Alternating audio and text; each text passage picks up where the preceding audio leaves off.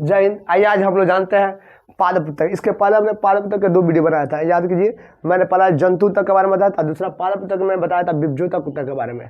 Complete जानकारी हमने उसमें बताया था, ठीक है।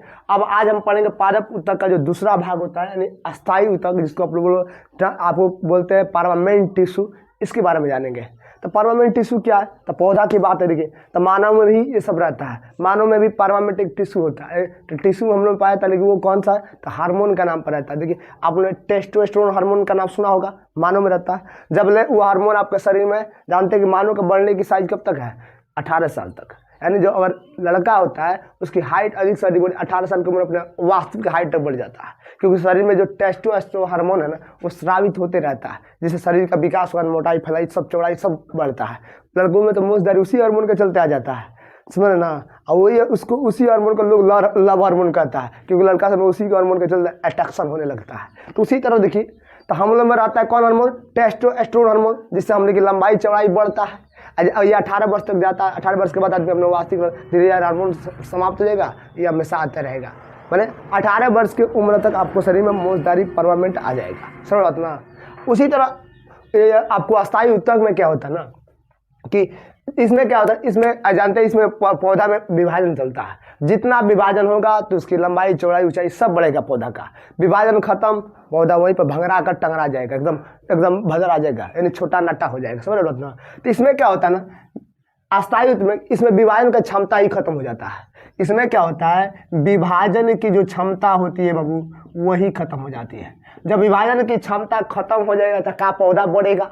हमने बताया था कि विभज्योतक में विभाजन की क्षमता होती है, इसी चलते ये पौधा की लंबाई चौड़ाई में वृद्धि करता है। आई बकलोलवा में विभाजन की क्षमता ही खत्म, यानी कह सकते हैं कि इसके अंदर मानव के हिसाब से देखा जाए टेस्टोस्टेरोन खत्म। तब अगर जैसे ही ये खत्म होता है तो ये भदरा जाएगा, जितना बड़ा होगा उतना ही पढ़ले रह जाएगा। नाटा है तो नाटे, छोटा है तो छोटे रह जाएगा, समझ बात ना। यानी जैसे इसमें क्या होता है कि विभाजन की क्षमता खत्म होती है, जितना बड़ा होगा उसका आकार, आकृति दोनों का दोनों क्या हो जाएगा? अस्थाई हो जाएगा। क्या हो जाएगा? अस्थाई। इसीलिए तो लोग इसको अस्थाई उत्तक बोलता है कि बाबू जैसे विभाजन की क्षमता खत्म, जितना पर टंगाइल है टंगाइले रह जाएगा, भदराइल है भदराइले, नहीं नाटा है तो नटे रह जाएगा, क्योंकि इसमें विभाजन की करने की क्षमता खत्म हो जाती है। विभाजन इसका सबसे मुख्य रीढ़ है, समझ रहे पौधा का। जितना पौधा में विभाजन होता है उतना ही पौधा लंबा चौड़ा और घनादार होता है। अब देखिए, यह अस्थायी उत्तक पौधा में 3 कैटेगरी से रहता है। यह अस्थायी उत्तक 3 प्रकार का होता है। इसमें पहला सरल अस्थायी उत्तक, दूसरा जटिल अस्थायी उत्तक, तीसरा विशिष्ट अस्थायी उत्तक, समझना। तो देखिए, सरल को हम लोग बोलते हैं सिंपल परमानेंट टिश्यू, इसको कंपाउंड परमानेंट टिश्यू, और विशिष्ट को स्पेशल परमानेंट टिश्यू बोलते हैं, समझना। स्पेशल जानवे करता है। तो आइए हम लोग एक एक करके जानते हैं। इसमें सबसे पहले हम जानेंगे सरल अस्थायी उत्तक के बारे में। सरल अस्थायी उत्तक है क्या? तो देखिए, सरल अस्थायी उत्तक में क्या होता है ना कि बबुआ इसमें जितना कोशिका रहेगा ना, कोशिका समझता ना, सेल, जितना कोशिका रहेगा उतना ही कोशिका भीति रहेगी। क्या रहेगी? कोशिका भीति समझते हैं बाबू। जितना कोशिका बढ़ेगा उतना ही कोशिका भीति बढ़ना चाहिए, जितना कोशिका घटेगा उतना ही कोशिका भीति भी घटना चाहिए। यानी समान कोशिका में समान कोशिका भीति हो जाए ना, यही कहता है सरल अस्थायी। सिंपल बात है कि बबुआ जितना तू पैसा देगा उतना ही सामान पाएगा। बबुआ अब जाके पैसा मान ले कहा 1000 रुपये लेके गर्लफ्रेंड को दिखाइए 1000 के नंबर है, तब बबुआ एक ही को नहीं पटेगी, और 2 पटाना तो 2 नंबर लेके जा, तब ना 2 को दे पाएगा। और इसीलिए कहता है कि जितना कोशिका रखेगा उतना ही कोशिका भीति भी मिल जाए ना आपको, तो यही कराता सरल अस्थायी उत्तक। समझ बात ना। सरल अस्थायी में क्या होता है? जितना कोशिका उतना ही कोशिका भीति हो जाए, सरल अस्थायी उत्तक। आइए, सरल अस्थायी उत्तक खचड़ा होता है, 3 प्रकार का होता है। इसका 3 डिजाइन से पैसे देता है। देखिए कैसे। पहला होता है मृदुतक, जिसको पेर्नोकाइमा कहते हैं। दूसरा स्थूलन कोण, जिसको क्लोरोकाइमा कहते हैं। और तीसरा होता है दृढ़, जिसको सेलोकाइमा कहते हैं। कोई दिक्कत नहीं है। आइए हम लोग एक एक करके जानकारी कर लेते हैं। तो पहले जानिए, हमने सरल अस्थायी उत्तक बता दिया। अब उसमें पहला आता है मृदुतक। मृदुतक करता क्या समझे? मृदुतक सिंपल यूं सिंपल है। मृदुतक में होता क्या है बबुआ? देखिए यहाँ पर मृदुतक देख, मृदुतक में होता क्या है? तो पहले इसमें लगा है मृदुतक। मृदुतक में यही काम है पौधा में कि कुछ नहीं करता है, देखिए यह पतली कोशिका भित्ति का समूह होता है, यानी यह जितना भी पतली पतली कोशिका होता है ना, कोशिका यानी जितना भी पतली कमर वाली होती है उसी का समूह होता है। पौधा में मोटा वाला के अलग रहता है, स्पेशल पतला वाला की पतली पतली रहती है, समझे ना। तो ये कहता है कि पतली कोशिका भित्ति यानी पतली कमर वाली कोशिका जितना भी रहेगी ना, इसके अगर समूह इकट्ठा कर दीजिएगा वही कहलाता है मृदुतक। इसका काम क्या है, पतली कोशिकाओं को समूह को कि हम मृदुतक अस्थायी ऊतक कहते हैं। बबुआ इसमें देखिए यह जो पतली ऊतक पाई जाती है ना, पतली कोशिकाएं, यह पौधा के सभी भागों में पाई जाती है, जड़, तना, पतिया, शाखा समझते हैं। एगो लड़का सब शाखा मतलब शौकी समझता है। अरे बबुआ शाखा का मतलब डाली समझते हैं, बचपन पानी खूब लटकते हैं नीचे ऊपर नीचे लड़के जो ना, तो उसी को बोलते हैं शाखा, समझो ना। तो ये जड़, ताना, पतिया और शाखा में पाई जाती है। कहाँ पाई जाती है, शाखा में, समझो ना। अब देखिए इसमें क्या होता है बबुआ, इसका बहुत महत्वपूर्ण काम है। ये करता क्या है ना, यही तो काम करता है। इसकी कोशिका में ना, आपको कोशिका में भोजन स्टोर रहता है। क्या स्टोर रहता है, भोजन। इसी में जाकर भोजन स्टोर रहता है। स्टोर तो पूछेगा कम्युनिटी एग्जाम में पूछेगा कि बताइए पौधा का जो भोजन बनता है ना, तो वो कहाँ स्टोर रहता है, तो बोलेंगे मृदुतक में। कहाँ रहता है, मृदुतक अस्थायी ऊतक में, क्योंकि उसकी कोशिका में भोजन स्टोर करने की क्षमता होती है। साथ में इनकी कोशिकाओं में ना एयर भरा रहता है। क्या भरा रहता हो, एयर। इनकी कोशिका में जो रहता है ना, कोशिका में ना एयर भरा रहता है। एयर समझते हैं ना, हवा। इसीलिए इसको लोग एरोकाइमा ऊतक कहता है। क्या कहता है, एरोकाइमा ऊतक। क्या बोलते हैं, देखो एरोकाइमा। तो पूछेगा किस ऊतक को एरोकाइमा कहते हैं, तो बाबू वो मृदुतक है जो भोजन स्टोर करता है। अब वो इसमें एक और काम है, जानते हैं। एरोकाइमा होने के नाते यह न जल में तैरने लगता है। एयर रहेगा तो देखिए कोशिकाओं के अंदर जो जितना एयर रहेगा ना, तो उसको पानी में फेंकिए तो डूबेगा नहीं, वो तैरता है। जैसे गुब्बारा में एयर भर के फेंकिए तो गुब्बारा पानी में तैरता है, डूबता है कभी नहीं। तो देखिए तो ये क्या करता है, इस जिसमें यह एरोकाइमा तक अधिक रहता है वो पानी में तैरता है। ऐसे आप देखे हैं तैरते हुए पौधा को, अरे जलकुमी को देखे हैं, जलकुमी वो पानी में तैरता है। जलकुमी नहीं देखे हैं, जलकुमी हो गया, कमल हो गया। तो कमल तो आप लोग नहीं देखे क्योंकि हम लोग के क्षेत्र में कमल नहीं मिलता है, लेकिन जलकुमी बहुत अच्छे से आप जानते होंगे ये पानी में, क्योंकि इसमें कौन सा ऊतक भरा रहता हो, इसके अंदर एयर भरा रहता है, इसलिए इसको कौन सा ऊतक कहते हैं, एरोकाइमा टिश्यू कहते हैं। कोई दिक्कत किसी को। तो ये हमारा कंप्लीट जानकारी किसका हो गया, तो ये हमारा हो गया मृदुतक। अब बचता है स्थूलन। देखिए अब आगे स्थूल कोण अस्थायी ऊतक। यह क्या होता है तो सुनिए, इसमें क्या होता है, पौधा के जो कोशिका होता है, कोशिका उस पर सेल्यूलोज जमा हो जाता है। क्या होता है, सेल्यूलोज क्या हो जाएगा, जमा हो जाता है। तो बाबू अगर सेल्यूलोज जमा हो गया तो यही कहलाता है क्या, स्थूल कोण अस्थायी। और जब सेल्यूलोज जमा होता है ना, तो इसके कारण पौधा में लचीलापन आ जाता है। क्या आता है, लचीलापन। अब लचीलापन, आइए लचीलापन क्या करता है ना, ये कहता है लचीलापन किस, पौधा में मतलब पतली पतली डाली, शाखा, इस सब में लचीलापन आ जाता है। समझना। आई कहता क्या है, ये डाली क्या होता है, इसके कारण जो लचीलापन आता है ना, तो ये कहती है कि झुकेगी लेकिन टूटेगी नहीं। लो हो गया गजब है। ये तो कह रही कि झुकेगी लेकिन टूटेगी नहीं। साली जितनी भी पत्थर की होती है सब में अगर सेल्यूलोज आ जाए ना, तो कहेगी हम झुकेगी लेकिन टूटेगी नहीं। तभी तो एकदम पतले डांस करते रहते हैं, पत्थर की सब होती है, सब एकदम लचक के डांस करते हैं, दोनों ओर से लपक, क्योंकि उसमें सेल्यूलोज आ जाता है मात्रा। ये उसको कमर लचकाने में सहायता करता है, यानी पौधा को लचकाने में सहायता। इसलिए कहता है जो पत्थर की होती है ना, वो कहती है हम झुकेगी लेकिन टूटेगी नहीं। तो यानी पुष्पा स्टाइल का उल्टा काम। जबकि लड़का कहता है झुकेगा नहीं साला, भले भूखे मर जाए लेकिन मांग कर नहीं खाला। समझ बात ना। तो देखिए ये आपको हो गया, समझे बात को। तो ये आपको स्थूल कोण समझ ना। तो इसीलिए जितना भी देखते हैं नागी डांस करती है, सब में सेल्यूलोज की मात्रा भर जाता है। जब भर जाएगा ना तो एकदम कमर एकदम बढ़िया से लचकाई चारों ओर, क्योंकि ये क्या करता है, उसमें लचीलापन ला देता है। समझ बात ना। अब आ गया कि दृढ़। देखिए अब दृढ़ से समझ लीजिए, दृढ़ क्या है, तो दृढ़ का मतलब समझते हैं ना, दृढ़ के मतलब कठोर, एकदम बोलते हैं हम दृढ़ करते हैं, नहीं संकल्प लेते हैं, जब तक पाकिस्तान को कूचेंगे नहीं तब तक छोड़ेंगे नहीं। तो उसी तरह दृढ़ मतलब होता है कठोर, कठोर से कठोर। कठोर का मतलब जब कठोर है तब मजबूती तो होकर करेगा, मजबूती यानी मजबूत भी होगा। यानी जब कठोर होगा तब मजबूत होगा बाबू। लेकिन देखिए यह बुढ़वा जो रहता है ना ढीठ, इतना ढीठ करता है, बचपन से ढीठ रहता है, यानी ढीठ रहता है, कठोर और मजबूत रहता है। लेकिन बाबू ये जो जैसे इसकी मौत होती है, जब प्रौढ़ावस्था में आता है, प्रौढ़ावस्था समझते हैं, जैसे मानव की भी अवस्था 4 अवस्था होता है, शिशुवावस्था, बाल्यावस्था, किशोरावस्था और प्रौढ़ावस्था। साइंस कहता है ना कि आदमी प्रौढ़ावस्था यानी बूढ़ावस्था को कहते हैं, यानी कहता है कि 19 वर्ष का जो बाद जो उम्र होता है ना वो प्रौढ़ावस्था कहलाता है, यानी साइंस के हिसाब से वो बूढ़ावस्था हो गया। जबकि 19 वर्ष के बाद तो लड़का सब जवान होता है। अब साइंस कहता है चलो एक बार भेज के देख, बॉर्डर पर दिखाते हैं पाकिस्तान का छक्का छोड़ा दे कि बुढ़वा में कितना स्टाइल है, समझ बात ना। तो कहता है देखिए ये ढीठ बहुत होता है ना, वो बहुत कठोर होता है और मजबूत होता है, लेकिन प्रौढ़ावस्था में ये मर जाता है। क्या हो जाता है? मर जाता है। जब ये डेढ़ देखिए मरने के बाद भी ये साथ नहीं छोड़ता, क्योंकि हिंदुस्तानी है, साथ नहीं छोड़ेगा, क्योंकि देखिए प्रौढ़ की अवस्था में ये मर जाता है ना, तो ये बाहरी जाकर छाल का निर्माण करता है। छाल समझते हैं, पौधा में छाल, जब चुनी, अरे ठंडी के मौसम में खूब चुन का अपने ठंडी के पकड़ लिया सब, उसको नोखर कर आग बारती है, चुनी कहते हैं ना, उसको छाल कहते हैं। तो यही कोशिका जब मरता है ढीठ कोशिका, तो यही जाकर पौधा के बारी आगे कर लेता है, छाल का रूप ले लेता है। यह जो छाल का रूप ले लेता है ना, यह छाल भी क्या होता है, तो बारी छाल का रूप लेता है, और यह छाल जो होता है यह कोशिकाओं को, जो पौधा को वाटर प्रूफ बना देता है। कैसे बनाता है? Water proof. वाटर प्रूफ का मतलब समझते हैं? प्रूफ समझते हैं कि नहीं समझते हैं? वाटर प्रूफ का मतलब ये जल रोधी कर देगा।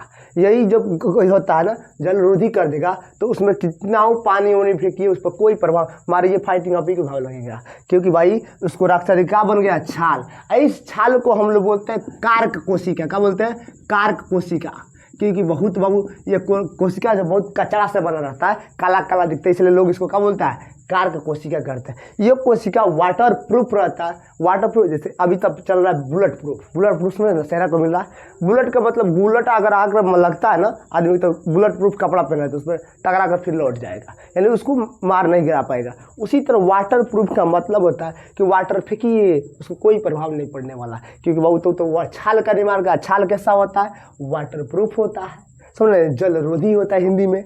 अब इसके साथ जब यह जलरोधी हो जाता है ना, तो ये बाबू यह कोशिका पौधा को रक्षा करने लगता है। और रक्षा करने का मतलब इसलिए इसको रक्षित कोशिका कहते हैं, रक्षित ऊतक कहते हैं। यह रक्षित ऊतक किसको? वाटर प्रूफ हो जाने के नाते कौन सा ऊतक कहलाता है? रक्षित ऊतक, यानी रक्षा ऊतक कह सकते हैं। यह ना पौधा को बाहरी चोट से बचाता है। जाकर 2-4 बाइट मारिए फटाफट आप ही को घाव लगे, क्योंकि उसको रक्षा कर रहा है कौन? तो भाई वाटर प्रूफ है ना, क्योंकि उसके बाहर का लग गया है? छाल लग गया है, समझ बात में। तो इसलिए इसे रक्षित कोशिका रक्षित ऊतक कहा जाता है। आई कैसा होता है? तो वाटर को चोट से क्या बोलता है? पौधा को चोट से बचाता है, समझ बात में। तो ये हमारा क्या हो गया? ढीठ ऊतक, ठीक है। तो ये हमारा कंप्लीट जानकारी किसका हो गया? तो ये हमारा हो गया मृद ऊतक। अब बचता है स्थूलन कोण। स्थूलन कोण के बारे में जानिए। तो स्थूलन कोण अब देखिए, अब आ रहा है जटिल अस्थाई। तो जटिल क्या है? तो जटिल का मतलब देखिए, हम इसको न शंकर जी के महाकाल को बोलते हैं जटिल, क्योंकि उनका जटा रहता है। और जटा कैसा रहता है? जटिल रहता है। और जटिल शंकर जी जानते हैं किससे मिलकर बना है? शंकर जी 2 चीज से मिलकर बना है। उनका राइट वाला भाग पुल्लिंग यानी पुरुष है, और लेफ्ट वाला महिला पार्वती जी, समझते हैं ना। तो बउआ ये भी कम नहीं है, उन्हीं की तरह काम करता है। जटिले की तरह है, शंकर जी की तरह है या ना हमेशा। तब देखिए, तो हम इसमें क्या होता है? जटिल अस्थायी ऊतक में क्या होता है ना, ये 2 कोशिकाओं से मिलकर बनता है, और दोनों इसीलिए जटिल इसको लोग कहता है। पहला जीवित प्लस मृत, ये कोशिका से बना होता है। देखिए क्या बोले? जीवित और मृत कोशिकाओं को समूह को हम लोग जटिल अस्थायी ऊतक कहते हैं। यानी मृत कोशिका और जीवित कोशिका दोनों को इकट्ठा कर दीजिएगा ना, दोनों को मिला दीजिए तो वो बन गया जटिल कोशिका, तो ना। तो बउआ तो ऐसा कोई व्यक्ति का दिखे तो शंकर जी का जो आपको पुरुष वाला भाग वो जीवित है, महिला तो महिला कौन बदल रही है ना, वो सब एक राइट से मान लीजिए मृत है, तो उनका भाग कितना हो गया? 2 भाग है। तो राइट वाला भाग जीवित और लेफ्ट वाला भाग मृत। तो इसलिए तो जीवित और मृत कोशिका से जो बन गया वो क्या कहलाएगा? जटिल। एग्जाम्पल में अब शंकर जी मत कह दीजिएगा, हम समझने के लिए बताया, समझ बात ना। क्योंकि शंकर जी का आधा भाग राइट वाला आपको पुरुष का है, लेफ्ट वाला भाग महिला का, पार्वती जी का। आप देखिए तो समझ बात को। और साथ में इसे ना जब ये दोनों एक साथ रहते हैं ना, तो लोग इसको कहता है संवहन। संवहन बंडल कहता है। सुन ना, बेंडिंग संवहन का मतलब ये दोनों को एक साथ साथ रखता है। स से संवहन, स से साथ साथ, और दोनों के साथ साथ एक बार संवहन का मतलब हस्तांतरण होता है, एक के साथ, वो भी बंडल के रूप में हस्तांतरण। शंकर जी जहाँ जाती है, जब पार्वती जी भी साथ में रहती है।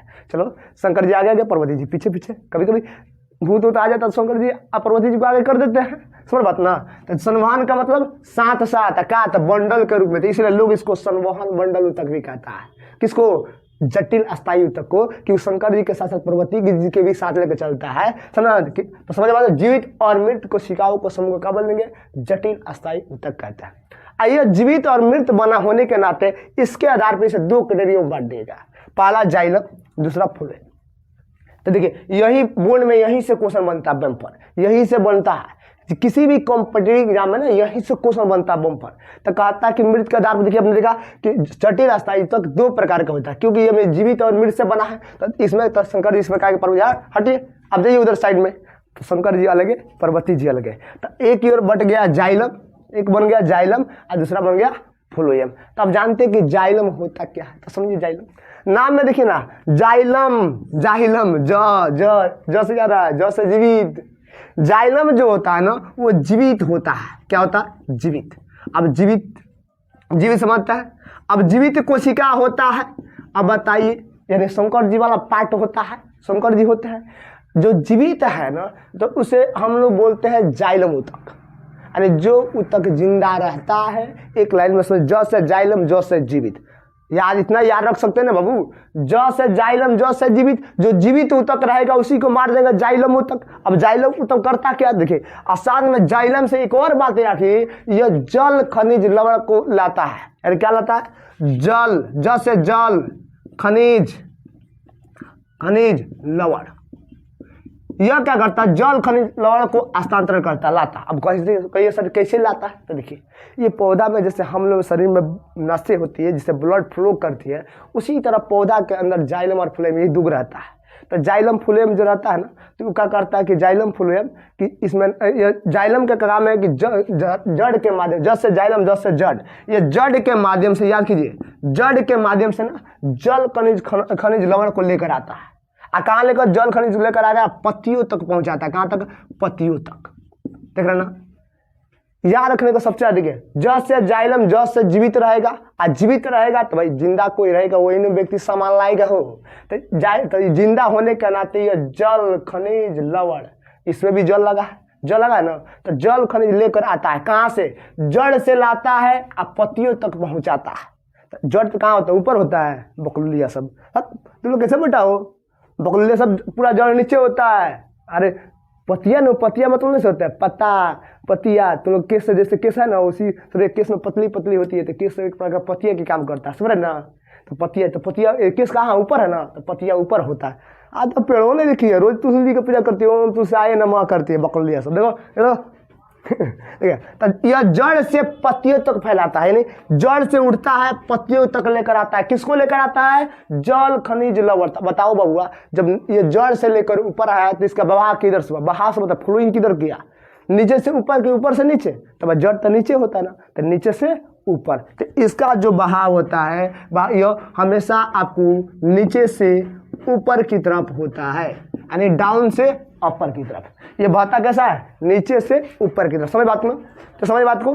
तो पूछेगा क्या जाइलम क्या है? जाइलम एक जीवित कोशिका होता है, जीवित कोशिका से हमको जाइलम कहता है। यह जल खनिज लवण को हस्तांतरण करता है, यानी आकाश से तो जड़ से पत्तियों तक लाता है, कोई दिक्कत किसी को। यह नीचे से ऊपर की तरफ बहाव होता है, मैंने इसमें बहने की, फ्लोइंग करने की क्षमता नीचे से ऊपर की तरफ। अब इसी का उल्टा दूसरे पार्ट देखिए, हम तो बबुआ इसको बोलते हैं, देखिए ना, ये देखिए अब आगे आपको आ गया फ्लोएम। अब फ्लोएम से याद रखिए, फ्लोएम फ्लाप होता है। कैसा होता हो? फ्लाप। फ्लाप समझते हैं? कोई कहता है कि सर जी हमारा गर्लफ्रेंड वो फ्लाप हो गई। अरे फ्लाप का मतलब नौ जुगाड़ मार दी बाजी, ऊपर वाला, ऊपर वाला कौन? अब एक फ्लाप का मतलब छोड़, फ्लाप नहीं छोड़ दी तो हम नया ढूंढ लेंगे। अरे फ्लाप का मतलब मार दी ऊपर के बाजी, सुना ना, कटी बटी गई। तो फ्लाप का मतलब खत्म हो जाना, और खत्म मतलब मृत हो, यानी मर गई। अब मर गई तो क्या हो गई बुआ? मृत हो गई ना। तो फर्स्ट से फ्लोएम, फर्स्ट से फ्लाप। अब फ्लाप का मतलब होता है मृत। क्या था? मृत कोशिका। मृत कोशिका को फ्लाप कोशिका ने काम करना बंद कर दिया।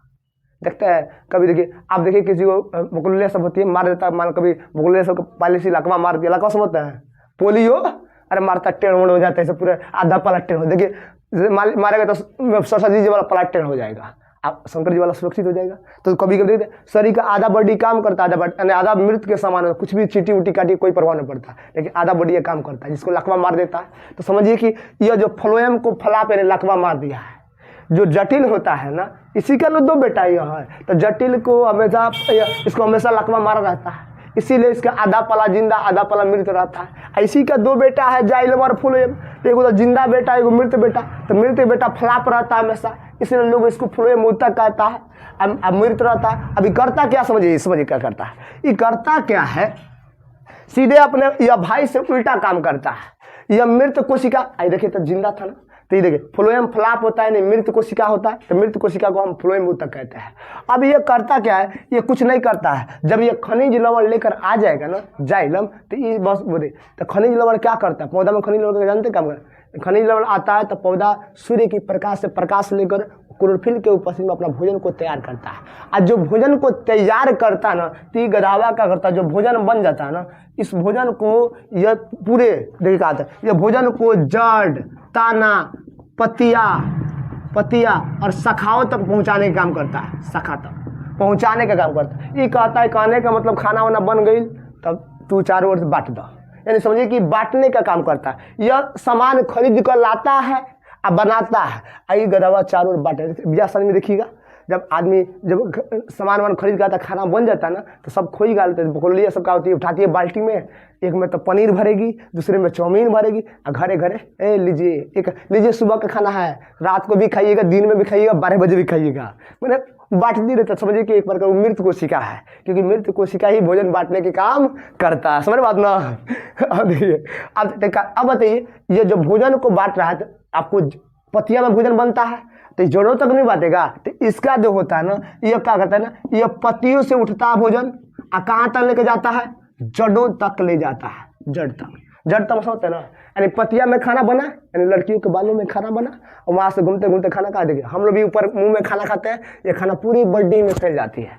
उसी तरह जब पत्तियों में भोजन बन जाता है क्लोरोफिल के और सूर्य के प्रकाश के उपस्थिति में, तो ये भोजन को पत्तियों से उठाता है, जड़ों तक फैला देता है। कहाँ तक फैलाता है, जड़ों तक, पूरे संपूर्ण भाग में भोजन पहुँचा दे। तो बस मृत का एक ही काम है, यह पत्तियों से जड़ों तक भोजन को पहुंचाने का काम करता है। साथ में एक और देखिए, अब बताइए, पतिया तो ऊपर होता है, यानी बलिया पतली होती है, तो पतली बाल पतला होता है, यानी पतिया पतला होता है, तो पतिया तो ऊपर होता है, जड़ नीचे होता है, तो इसका भाव ऊपर से नीचे, यानी आपको देख सकते हैं कि अपर से डाउन की तरफ हो रहा है कि नहीं हो रहा।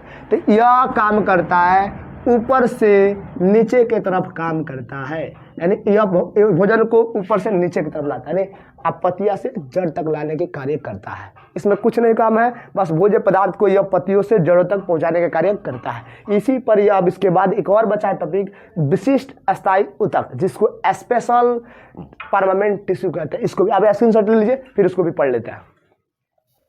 अब देखिए, अब विशिष्ट अस्थायी ऊतक, जिसको हम लोग स्पेशल परमानेंट टिश्यू कहते हैं, यह क्या करता है समझिए। तब देखिए, यह विशिष्ट रसायन ऊतक जो स्पेशल, जिसको स्पेशल परमानेंट टिश्यू कहते हैं, ये करता क्या है, तो ये विशिष्ट रसायन पदार्थों का उत्सर्जित करता है। यानी कहने का मतलब यह विशिष्ट है तो विशिष्ट ही काम करेगा। विशिष्ट में समझते हैं स्पेशल या रसायन से बताना केमिकल पदार्थ का उत्सर्जित करता है, यानी पदार्थ को स्रोत होता है।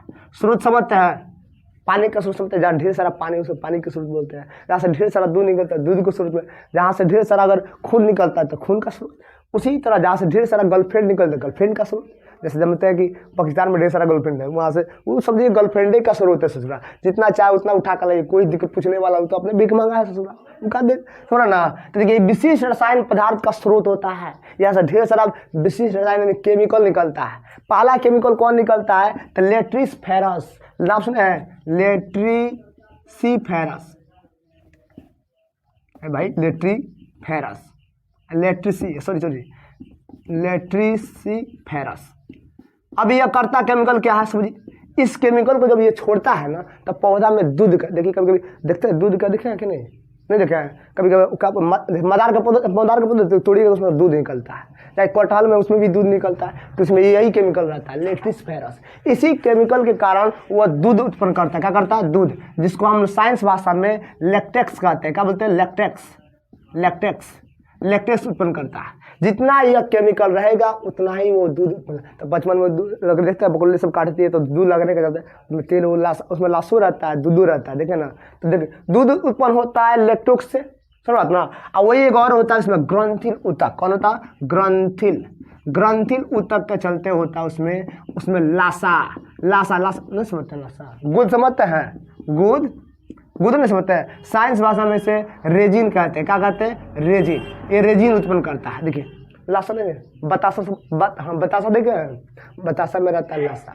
लोग आते थे ना होली में पानी के बतासा बोबिन, उसी तरह ये भी होता है। तो लासा समझते हैं ना? लासा हमें ये दोनों एक साथ किस में रहता था? कटहल में सबसे अच्छा मिलता है। कटहल के देखिएगा, तोड़िएगा डाली, उसमें डाली तो उसमें दूध निकलेगा, और काटिएगा तो उसमें लासा होता है। लासा समझता है ना? लासा, तो उसी को देखिए लासा क्या है? ग्रंथिल ऊतक का काम करता है। ग्रंथिल ऊतक, तो यह ग्रंथिल ऊतक पूछेगा पौधा में जो ग्रंथिल होता है लासा उत्पन्न करता है, वो कौन सा ऊतक उसके लिए जिम्मेवार है? वो ग्रंथिल। जितना ग्रंथिल ऊतक रहेगा उसमें लासा का निर्माण उतना ही अत्यधिक होगी। अगर जितना उसमें लेक्टिस्फेरस रहेगा उतना ही उसमें दूध का निर्माण होगा। यहीं पर यह चैप्टर द एंड हो जाता है। जय हिंद, जय भारत।